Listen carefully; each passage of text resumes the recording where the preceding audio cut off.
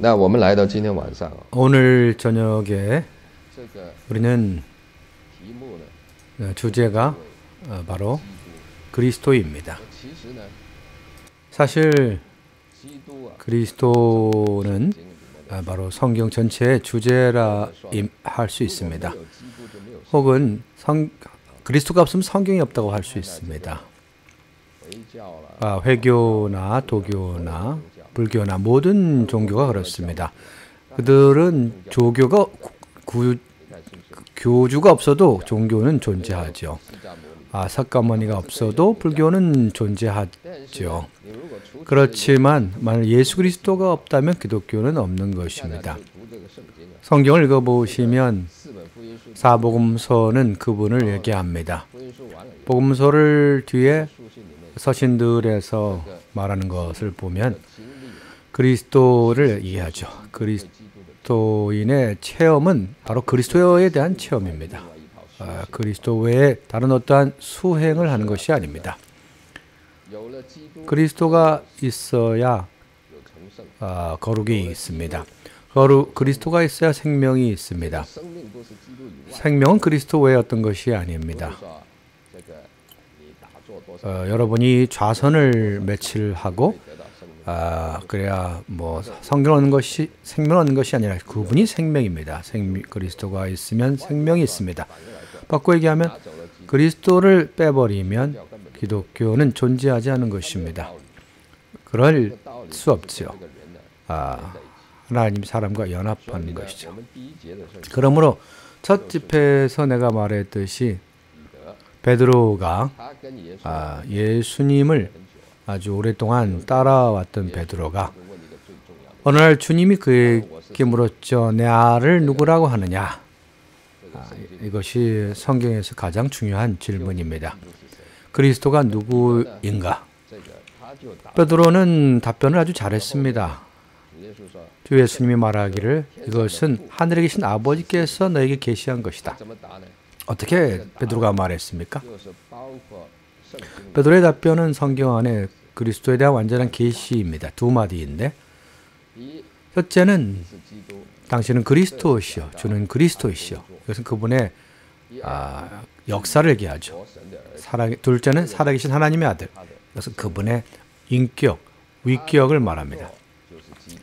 그분의 역사는 그리스도이고 그분의 위격은 바로 하나님의 아들입니다. 工作 그분의 역사는 그분이 하신 일을 말하고 그분의 위격은 그분의 어떠함을 말합니다. 他是谁？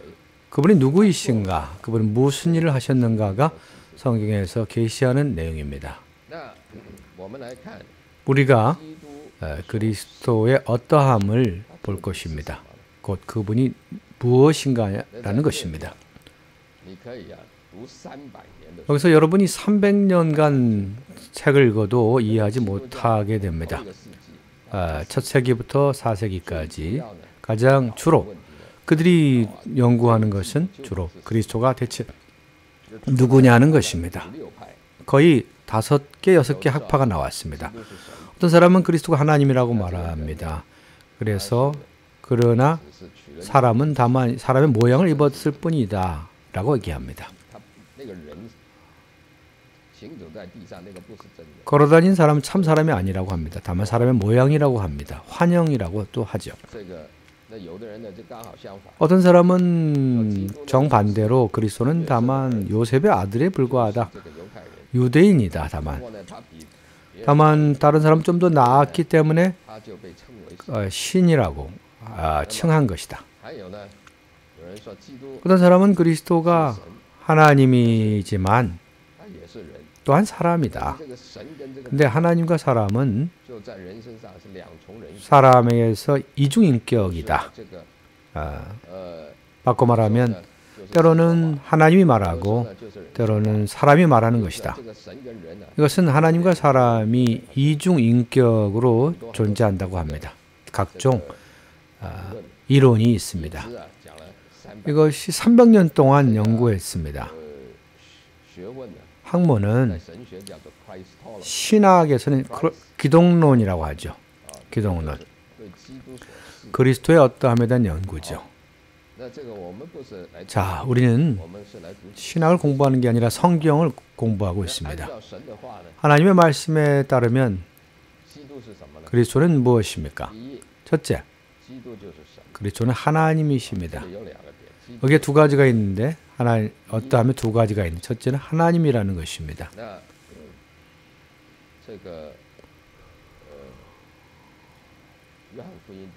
요한복음 1장에서 하나님을 본 사람은 없지만 아버지 품속에는 독생자가 그를 나타내셨다고 말합니다. 아버지 품에 있는 독생자,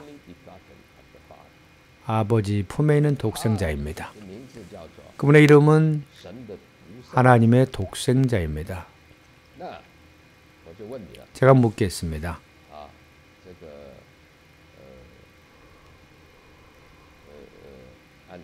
안난 형제님, 독생자라고 할 때 예수 그리스도가 하나님의 독생자라면 하나님이 언제 그를 낳으셨습니까?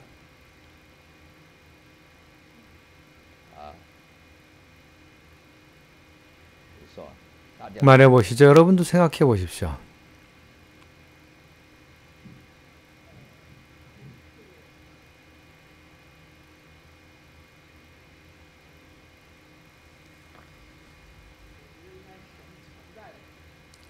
하나님이 존재하실 때라 생각합니다. 하나님이 계시면 그분이 계셨다고요? 하나님이 그를 낳았다면 하나님은 그보다 앞에 계신 분이네요. 그러면 어느 시기에 하나님이 있으면 그분이 없었겠네요?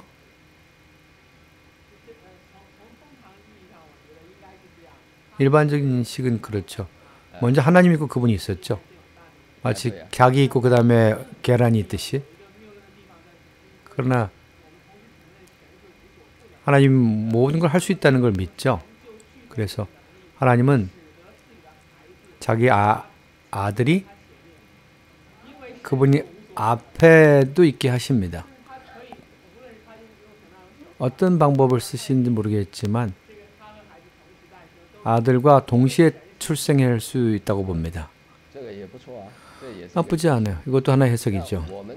우리가 아는 거 한 가지 일은 태초에 말씀이 계시니라. 말씀이 하나님과 함께 계시니 말씀이 하나님이다. 이 말씀이 또한 예수 그리스도라고 말하죠. 그래서 바꿔 말하면 예수 그리스도는 태초부터 계셨습니다. 태초는 시작이죠. 모든 것에. 시간이 있기 전에 그분이 계셨다는 겁니다. 그렇다면 어떻게 그분이 태초에 계셨는데 하나님도 태초에 계셨는데 하나님도 그를 낳았다고 말합니까? 보십시오. 그래서 성경은 신학은 연구하는 쉬운 게 아닙니다. 그러므로 신학에서는 하나님이 그를 낳았는데 그러나 이 낳는 것은 계속적인 과정에서의 난 거라고 했습니다. 우리가 한 어느 점에서 난 것이 아니죠. 사람의 출생은 사람의 어떤 인생의 경험에서 본 하나의 출생이죠. 하나의 제한이 있다고 합니다. 그러나 그리스도가 하나님의 독생자로서 낳은 것은 하나님이 낳은 것이다. 곧 하나님에게서 나온 것이라고 말할 수 있다. 이 나오심은 정지된 상태가 아니라 움직이는 상태, 동적인 상태입니다. 조금 이것은 해석이 가능합니다. 그렇지만 온전한 해석이라 할 수 없습니다. 아까 말한 것에 보면 하나님은 전능하시기 때문에 뭐든지 할 수 있으시다. 내가 말해야죠. 하나님 전능하시기 때문에 그분의 어떤 것은 우리의 이해 밖에 있는 것입니다. 이 두 가지가 다 동일한 것을 말했죠. 그렇지만 어떻게 해석을 하든 결과적으로 여러분은 믿음으로 받아들여야 합니다. 그러므로 그리스도에 관하여 이것은 비밀입니다. 최종적으로 하나님은 그분의 사람의 말과 언어로 해석할 수 있는 게 아닙니다. 그럼 첫째, 그분은 하나님의 독생자입니다. 결코 전에 어느 시기에 어느 점에 시점에 하나님이 그리스도를 낳았다고 말하지 말아야 합니다. 이렇게 말할 때 성경에서 말한 역사 가운데서 말한 이단에 떨어지게 됩니다. 한무리가 이렇게 말했죠. 그들은 아리우스파였습니다. 아리우스파는 한 시기에 어느 시기에 그리스도는 아니었다. 그리스도가 아니었다고 말합니다. 오늘 근대 한 무리에 여호와 증인들이 있습니다. 여호와 증인은 이것을 믿습니다. 그들은 그리스도가 하나님이라고 말합니다. 그러나 차등이 있는 두 번째 신이라고 합니다. 가장 높은 하나님은 지극히 높은 하나님이고 그리스도는 바로 두 번째 하나님이라고 합니다. 그러나 성경은 그리스도는 영원한 하나님이라고 말합니다. 영원히 찬송을 받으실 하나님이라고 했습니다. 두 번째 차등이 있는 하나님이 아닙니다. 자, 좋습니다. 첫째, 그분 하나님의 독생자의 두 번째는 그분 하나님의 말씀입니다. 하나님의 말씀은 무슨 뜻입니까? 하나님의 말씀은 한 면에서 말하면 하나님 자신입니다. 내가 한 말은 나를 대표하죠. 내 말을 듣는 것이 곧 나를 본 것입니다. 나는 내 얼굴로 말하는 게 아니라 제가 어떠한 외국에 나가서 세관을 통과할 때 이민국을 통과할 때 그 사람은 나 사진을 보고 나를 알죠. 내가 누군 줄 알죠. 그렇지는 않죠. 다만 내 얼굴을 보았을 뿐입니다. 여러분이 나를 아는 것은 이민국에서 나라는 것보다 더 깊이 압니다. 내가 말할 때 곧 나를 대표하기 때문입니다. 내가 빠른지 느린지, 내가 급한지, 내가 온유한지 다 내 말에서 나타납니다. 내 말이 나를 대표합니다. 그리스도가 하나님의 말씀이라는 뜻이 무엇입니까? 곧 그리스도가 하나님의 표현이라는 것입니다. 그리스도를 본 것이 곧 하나님을 보는 것입니다. 그러나 그리스도와 하나님은 구분이 있습니까? 물론 있죠. 내 말과 나와 좀 차이가 있죠. 그러나 이 구분은 어떻게 구분되는 것입니까? 구분하기 어렵습니다. 어쨌든 그리스도는 말씀입니다. 말씀으로서 그분은 바로 하나님의 표현입니다. 하나님은 하나님이지만 그분이 표현될 때 그분이 은혜이십니다. 우리가 누림이 되는 은혜입니다. 하나님 하나님이시지만 그분이 우리가 알게 될 때 그 진리가 되는 것입니다. 그러므로 성경은 우리에게 그리스도에게서 은혜와 진리가 충만하다고 말했습니다. 무슨 뜻입니까? 바꿔에게 은혜가 있다는 것은 하나님이 우리의 누림이 되었다는 것이고 진리가 되었다는 것은 하나님이 우리에게 이해가 됐다는 것입니다. 하나님이 우리에게 누림이 되고 그것이 곧 하나님의 말씀이 우리에게 온 것이고 하나님이 우리에게 이해가 됐다는 것이 바로 하나님의 말씀이 왔다는 것입니다. 그럼 하나님의 말씀은 그리스도입니다. 그리스도는 또 하나님의 표현입니다. 성경을 보십시오. 그리스도를 묘사할 때 너무나 놀랍습니다.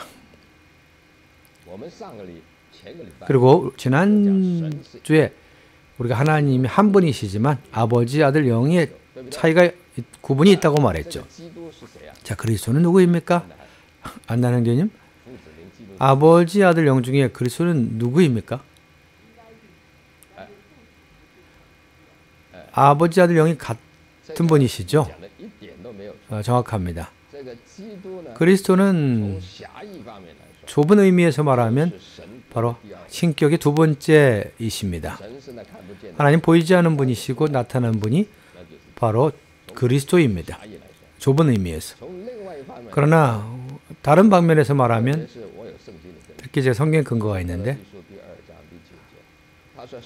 고린도서 2장 15절에서 신격의 모든 충만이 아버지, 아들, 영의 모든 것이 다 육체로 그리스도 안에 거한다고 말했습니다. 바꿔 말하면 이 그릇인 그리스도 안에는 아버지, 아들만 포함된 게 아니라 우리는 그 3분의 1의 하나님이 아니라고 우리가 말하는데 그분은 전체의 하나님이십니다. 하나님 전체의 하나님이십니다. 그분이 바로 그리스도이십니다. 제가 아까 말한 세 가지가 있죠. 그리스도는 독생자이시고 영적인 이해가 필요하죠. 두 번째, 말씀, 영적인 머리로 이해해야 합니다. 세 번째, 신격의 모든 충만이 있는 곳, 영적인 머리로 이해해야 합니다. 이 세 가지 표현들이 그리스도가 바로 과거부터 영원 미래까지 하나님이라는 걸 말해줍니다. 그리고 하나님이실 뿐 아니라 그리스도는 또 사람이십니다. 2000년 전에 그분이 사람의 몸을 입었습니다. 창조자가 피조물의 몸을 입었습니다. 하나님이 사람이 되신 것이죠. 이것은 요한복음에서 말씀이 육체가 되었다고 말합니다. 육체는 바로 우리의 육신을 얘기하죠. 제가 여러분에게 비교를 드리겠습니다. 구약에서 하나님도 사람에게 나타나신 적이 있죠. 아브라함에게 나타나셨죠. 또한 기디온한테 나타났고 많은 사람에게 나타나셨습니다. 그리고 우리 중국 사람들도 신령이라는 말을 쓰는데 그 말은 신이 나타났다고 얘기합니다. 시오피엔이라는 영어가 있는데 이것은 신의 출현입니다. 예수가 하나님이신 것은 육체가 되셔서 이러한 나타남입니까? 아닙니다. 구약에서 있는 그 하나님이 사람에 나타난 것은 사람의 모양으로 나타났다가 없어지셨는데 사라지셨는데 그럼 하나님이 사람이 되어 오신 것은 사람 안에서 확실하게 33년 반 동안 계셨습니다. 그분은 다만 사람의 모습으로 나타난 것이 아니라 참되게 한 사람이 되신 것입니다. 사람이 되셨습니다. 자, 여러분은 이건 이해가 안 간다고 할 겁니다. 하나님이 어떻게 사람이 될 수 있냐고 할 것입니다. 창조주가 어떻게 한 피조물이 될 수 있나요? 여러분이 나에게 물어본다면 나도 설명을 할 수 없다고 말하죠. 여러분은 믿음으로 받아들여야 합니다. 그러나 여러분들이 알아야 할 것은 마리아에게서 난 자, 그 하나님이자 사람이십니다. 그래서 하나님이 한 사람의 모양을 취한 게 아닙니다. 예를 들어 제가 이 옷을 입었다고 합시다. 어떤 사람은 생각하기를 하나님이 사람 되신 것은 마치 하나님이 한 옷으로 사람을 입었다고 생각하는데 그게 아닙니다. 사람의 모습만 입었다고 생각을 하는데 그게 아닙니다. 성경은 그렇게 말하지 않습니다. 성경은 피와 살이 있는 분이십니다. 감정과 생각, 의지가 있는 분이십니다. 우리와 완전히 똑같습니다. 그분을 보십시오. 그분은 피조물이십니다. 창조물이십니다. 모든 창조물은 몇 가지 특징이 있는데 첫째, 시간의 제한을 받습니다. 두 번째는 공간의 제한을 받습니다. 셋째는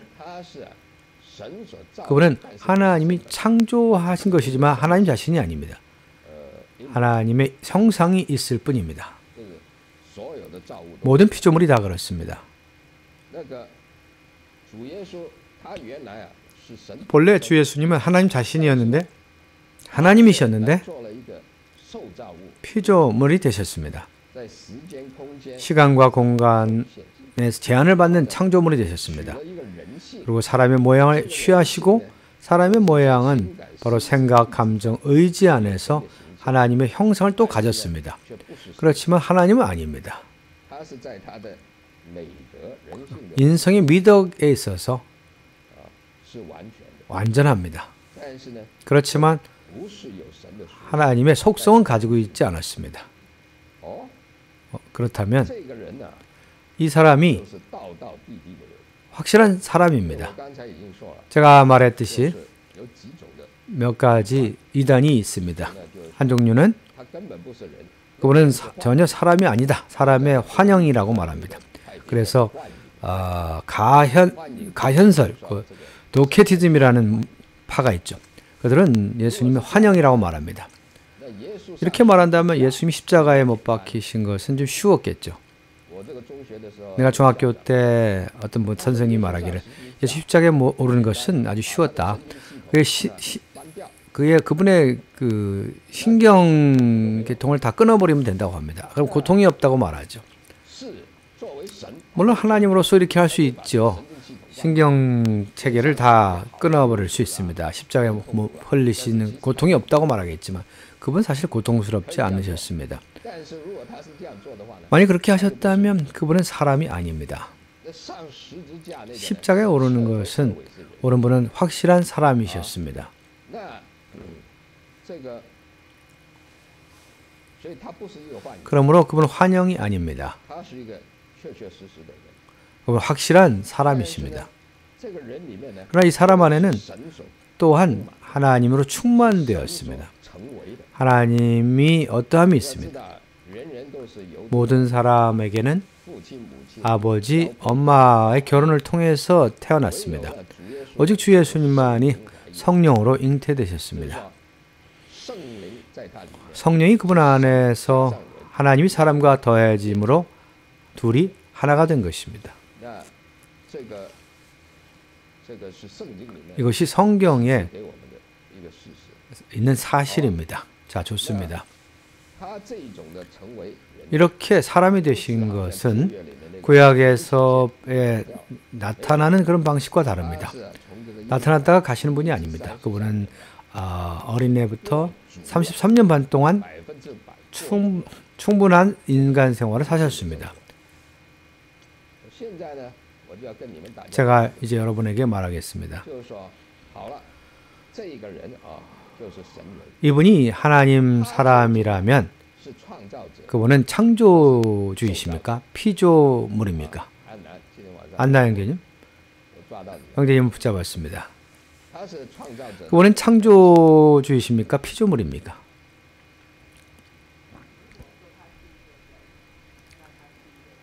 사람이라고 말한다면 창조물이죠. 하나님이라고 말한다면 그분은 창조주이시죠. 하나님이자 사람이라고 말한다면 그것은 논리적으로 좀 안 맞을 것 같지만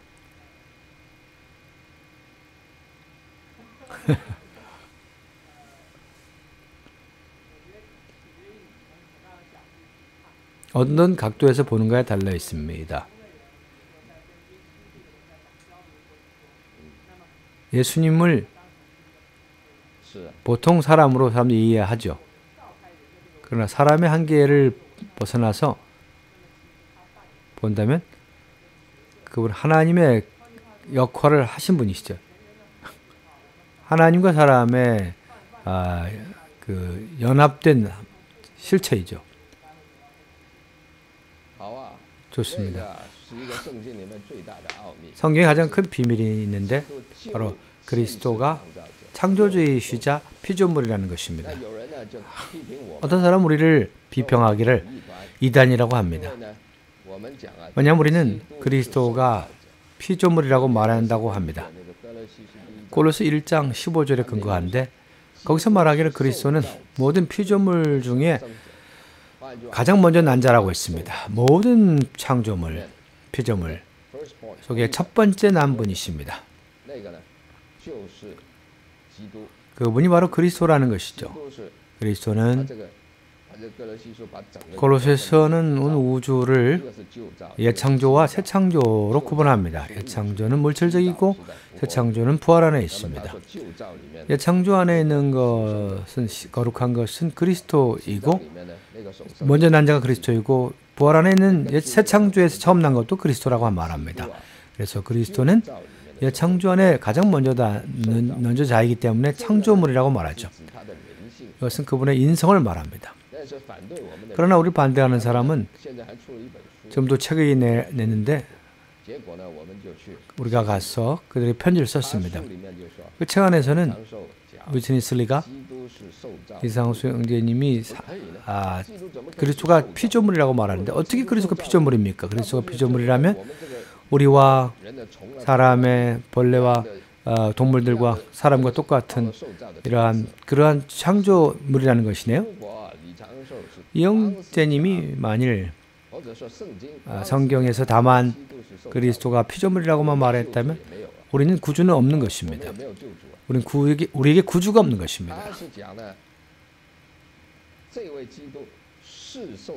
그분이 창조물이자 피조물이지만 아까 말한 것처럼 또 한 면에서는 선이 양면이 있죠.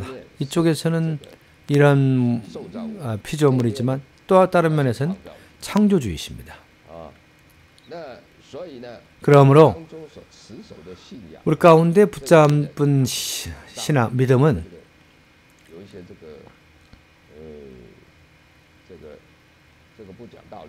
어떤 사람들은 우리가 다 이런 거 가지고 싸우는데 그들은 우리는 그리스도가 인성과 신성을 다 가진 분으로 얘기합니다. 사람으로서 그분 피조물이시고 하나님으로서 그분 창조주이십니다.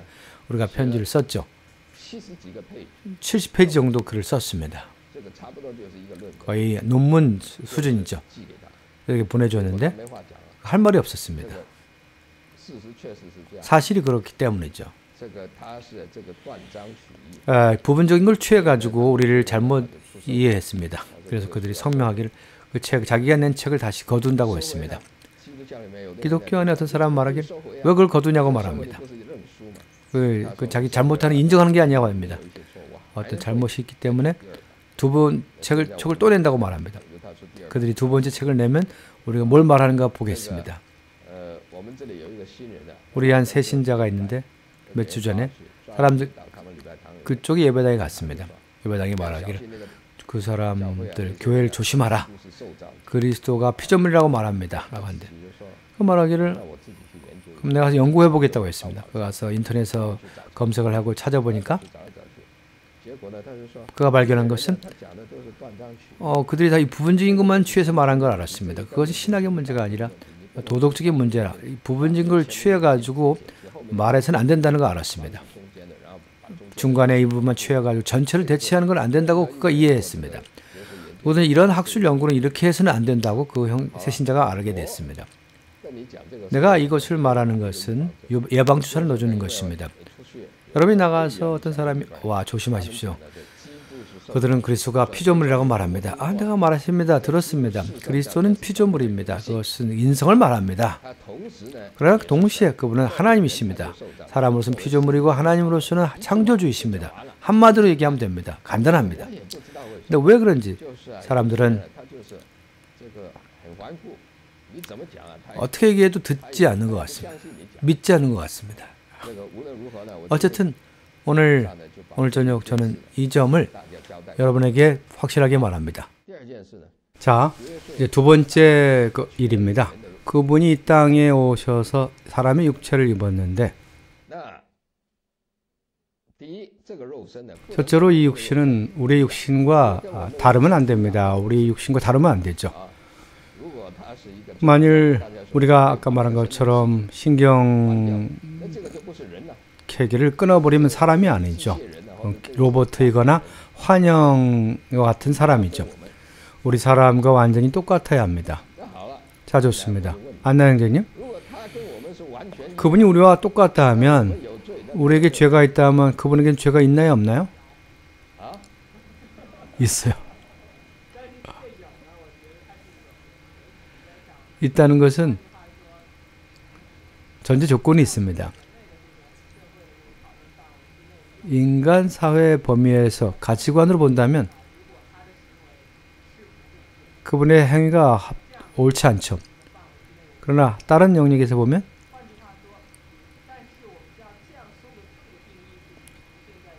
죄에 대한 정의를 인류의 세계에서만 정의해버리면 안 되죠. 법률은 사람이 만들어낸 거죠. 이런 행위를 벗어나서 하나님의 관점에서 보면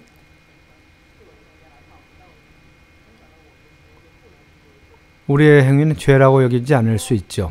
그래서 이런 특별한 사람은 그분이 행한 행위는 그분의 교리 말들이 죄로 여기는 것은 우리가 우리 사람의 관점에 제한을 받았기 때문이죠. 이 관점에서 벗어나서 말한다면 됩니다. 이렇게 말하면 죄를 상대화한 것인데 그렇기 때문에 그리스도가 죄가 없다고 말할 수 있죠. 그렇게 말하면 우리도 죄가 없을 수 있네요. 그리스도가 상대화로 말할 수 쪽으로 말할 수 있다면 우리도 말할 수 있겠죠. 성경은 이렇게 말하지 않습니다. 간단히 말하죠. 성경은 그분이 우리와 모든 일에서 똑같다고 말합니다. 다만 죄가 없다고 했죠. 이거 히브리서에서 분명히 말합니다. 자, 그러면 성경은 그분이 육체가 되었다고 말합니다. 이 육체는 좋은 것이 아닙니다. 육체는 flesh라고 합니다. 영어에서 사람의 몸은 body라고 합니다. 몸이 타락할 때 육체가 됩니다. 그러므로 그리스도는 몸이 된 것이 아니라 육체가 된 것입니다. 그래서 이 점에서 보면 이렇게 말할 수 있겠죠. 왜 성경은 사람의 몸을 취했다고 하지 않고 육체가 되었다고 말하냐. 육체가 된 것은 죄가 관여되지 않느냐고 말할 수 있죠. 어떤 다른 구절이 있는데 죄가 없다고 하는 또 한 구절이 있습니다. 그래서 바울은 매우 아주 조심스럽게 말했습니다. 그분은 죄에 있는 육체의 모양을 입었다고 했습니다. 그렇지? 육체를 입었습니다. 그러나 육체는 죄의 육체라고 말했습니다. 그러나 더 말하기를 육체뿐 아니라 죄의 육체라고 말했죠. 그 육체는 물론 죄가 있는 것이죠. 그렇지만 또 하나 구분하기를 죄는 육체의 모양이라고 말했습니다.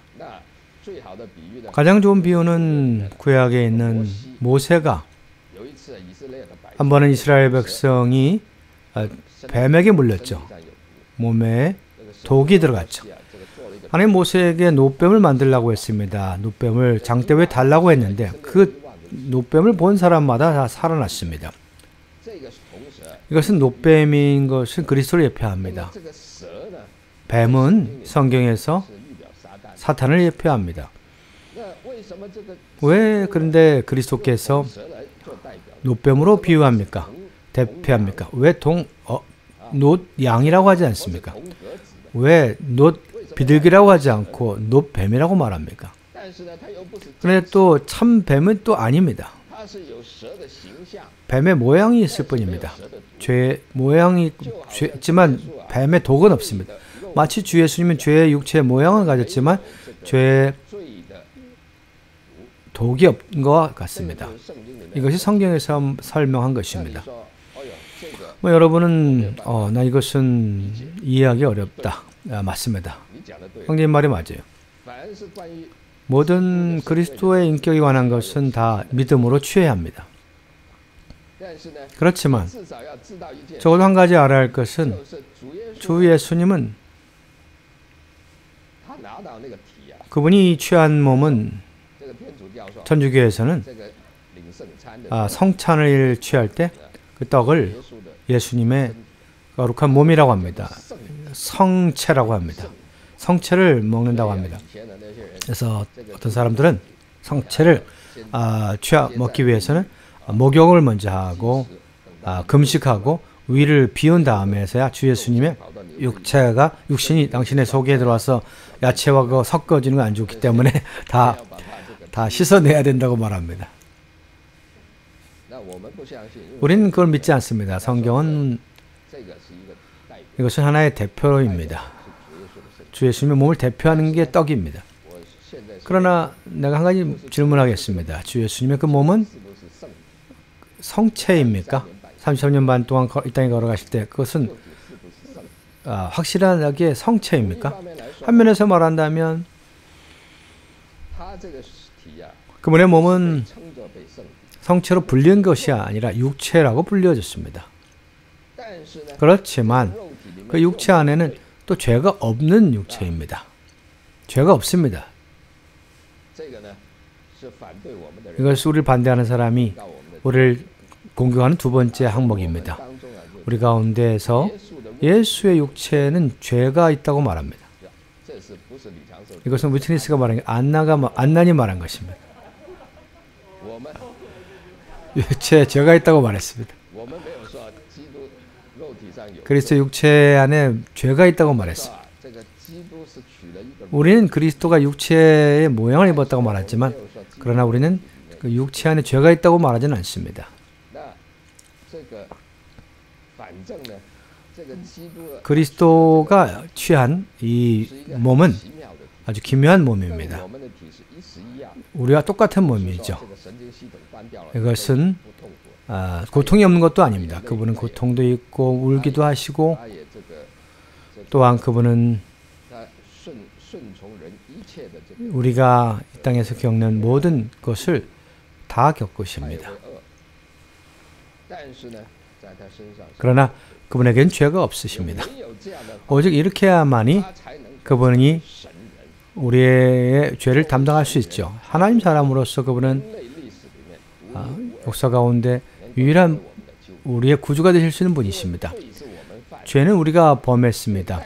그러므로 우리를 위해 대신에 죄를 감당할 분은 우리가 똑같아야 합니다. 사람이 죄를 범하면 죽어야 하고 죄를 감당해야 합니다. 그렇지만 어느 누구도 다른 사람의 죄를 감당할 수 없습니다. 이 세상에 누가 그럴 수 있습니까? 누가 당신의 죄를 담당할 수 있겠습니까?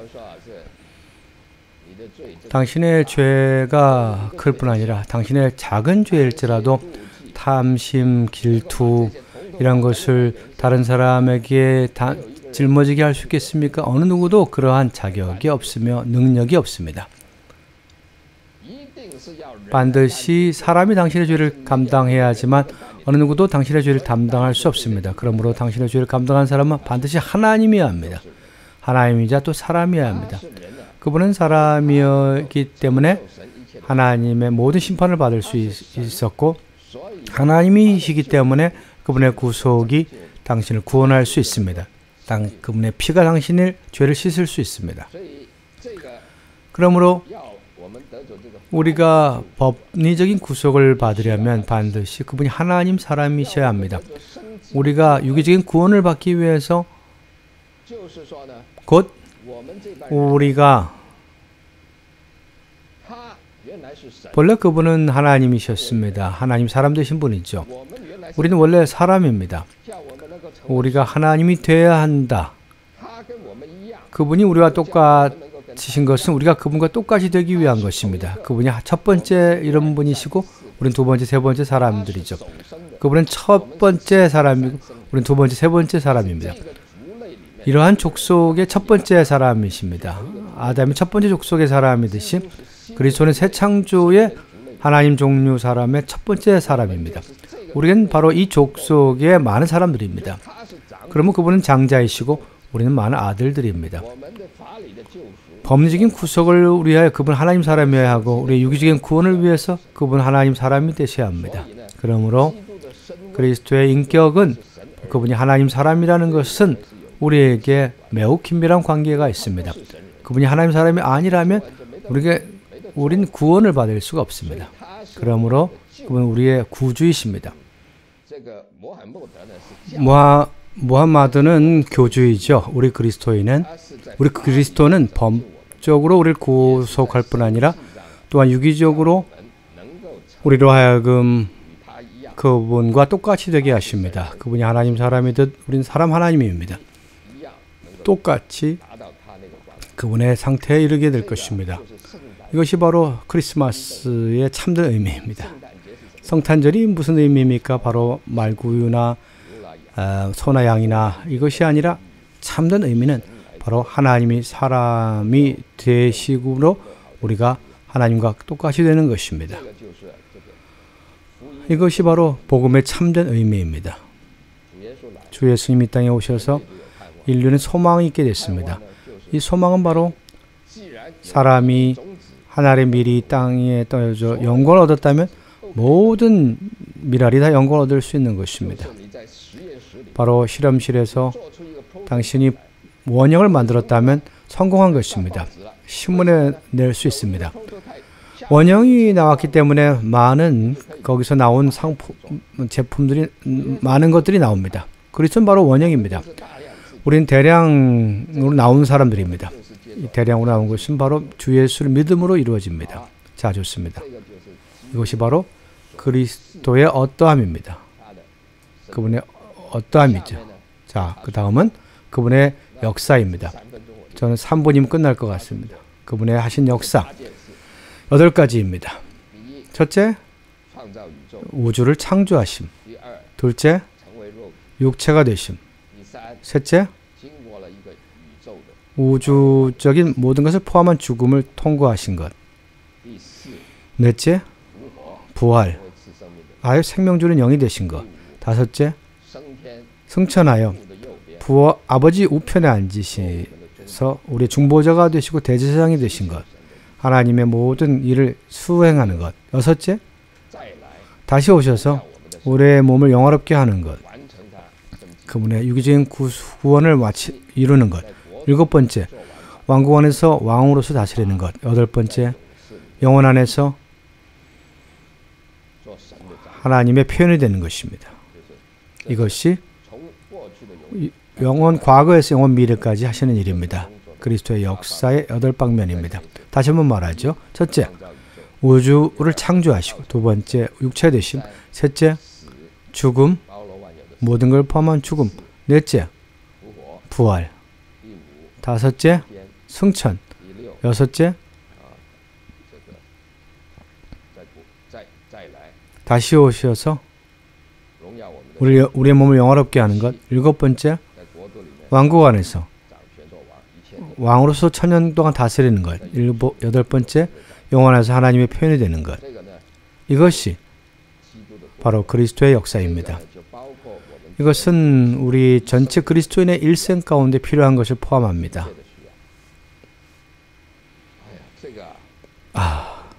이거 그리스도를 말할 때는 끝이 없을 것입니다. 그래서 바울은 나는 힘을 다하여 추구하고 뒤의 것을 잊어버리고 앞에 있는 걸 달린다고 했습니다. 나이 들었을 때 한 말입니다. 그는 여전히 그리스도를 알도록 힘을 써 추구했습니다. 우리 그리스도인의 생활은 바로 그리스도를 알고 추구하는 일생입니다. 그분을 알수록 당신 그분을 체험하고 누리게 됩니다. 마치 뭐와 같습니까? 이 케이크 속에 얼마나 좋은 성분이 있는지, 얼마나 좋은 맛이 있는지, 어떻게 만들어졌는지, 어떤 과정을 거쳤는지를 모르면 얼마나 계산이 들어갔고 이걸 들어가는 모르면 감상하지 못하게 되죠. 만일 이 요리에 대해서 좀 안다면 내가 뭘 먹을 때 더 감상하면서 먹게 되죠. 마찬가지로 여러분 그리스도에 대해 더 많이 알수록 또 그리스도에 대해 더 감상이 있게 될 것이고 더 체험이 있게 될 것입니다. 우리가 그리스도를 알아야 된다. 한 면에서는 믿음에서 알아야죠. 사람이 물어볼 때 사람 믿음에서 분명해야 합니다. 정치인이 되지 말아야죠. 두 번째, 최종적인 목적은 삼위 하나님 알듯이 우리가 아는 것은 그리스도를 아는 것은 더 그분을 누리기 위한 것입니다. 모든 인식은 누리기 위한 것이죠. 마지막 구절을 드리죠. 바울이 임종시에 한 말입니다. 나로 그리스도를 알고라고 했습니다. 이것이 바울의 일생의 체험입니다. 소망입니다. 그의 최종 목표입니다. 이 관은 여기까지 하겠습니다. 그리스도의 어떠함에 대한 계시입니다. 너무 중요합니다. 자, 그러면 여기서 마치겠습니다. 어떤 질문이 있으십니까? 아까 제가 질문을 주로 했는데 제가 잘못 답을 해가지고 문제 없습니다. 답변 잘하셨습니다.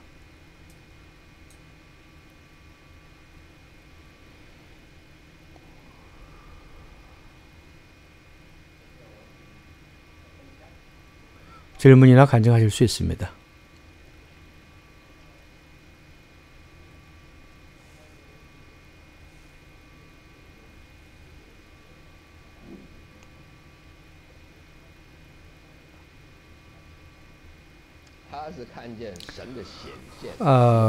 그거는 아브라함 구약에 있는 사람은 하나님의 나타남을 본 것입니다. 하나님의 나타남은